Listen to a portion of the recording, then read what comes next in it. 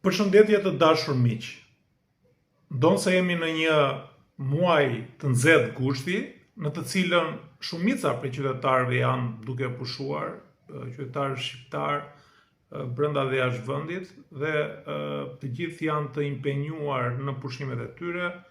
kam pasur disa reagime nga qytetarë për të cilët jam takuar, qoftë në mënyrë rastësore, duke pushuar, por edhe në mënyrë direkte me qytetarët cilët janë interesuar për fatin e të voglës Bleona Mata. Të voglës sepse ajo tashmë është e rritur, pra kanë kaluar vite, nga viti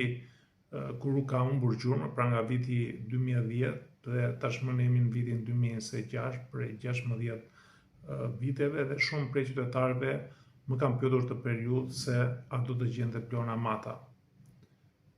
Po, Bleona Mata do të gjendet dhe jemi shumë afër gjetjes së saj. Në diskutim që kam pasur me nënën e Bleona Matës, me zonjën Bukurie, ajo më shprehur që janë shumë afër gjetjes së Bleona Matës. Unë kam insistuar lidhur me një marrje informacioni të saktë se ku ndodhet ajo, por përgjigjja ka qenë që nuk mund të jap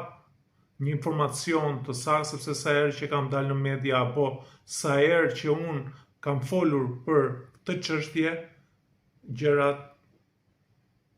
kanë zhdukur, që do të thotë Bleona nuk është gjetur. Dhe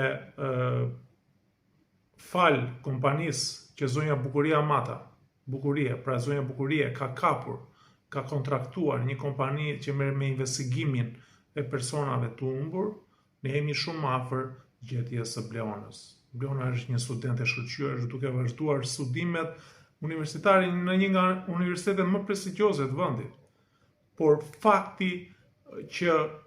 ka shkëputur kontakte për 16 vite me nënën dhe me familjen e saj, kjo kompani po heziton që të bëj lidhjen mes nënës së saj, e cila ka kërkuar gjatë këtyre viteve, por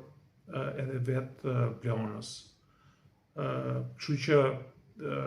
për të gjitha detajet për cilat ne sapo të kemi informacion, sapo të marrim një informacion të saktë nga zonja Bukurie Mata, ne do t'ja u vendosim në dispozicion, sepse kjo nuk është një çështje vetëm e zonjës Bukurie, por është çështje e të gjithë neve si shoqëri, në mënyrë që raste të tilla mos u ndodhin. Pra fëmijë të tillë mos të humbasin dhe shteti mos të mbajë përgjegjësi. Zonja Bukurie më shprehur që në momentin që do të gjendet Bleona Mata, atëherë ajo thotë që unë kam të gjitha emrat e personave të cilët kanë bashkëpunuar për mosgjetjen e Bleona Matës apo edhe për zhdukjen e saj. Dhe ajo do t'i drejtojë prokurisë posaçme në mënyrë që prokuria të bëjë hetimet dhe të vendosi përpara përgjegjësisë gjithë ata zyrtarë apo qytetarë të cilët kanë ndihmuar në zhdukjen e Bleona Matës. Fati Bleona Matës nuk është vetëm fati Bleonës dhe i Bukuries, por është fati i gjithë shqiptarëve, prindërve shqiptar, fëmijëve shqiptar, të cilët humbasin pa humbur gjurmë dhe shteti nuk i gjendet pranë. Shteti nuk bën detyrën, shteti nuk investigon dhe shteti nuk çon përpara përgjegjësisë gjithë ata të cilët kanë ndihmuar për zhdukjen e një fëmije të mitur. Kështu që sapo ne të kemi një informacion sakt, patjetër që do ta bëjmë publik dhe gjithë qytetarët do të marrin lajmin e madh dhe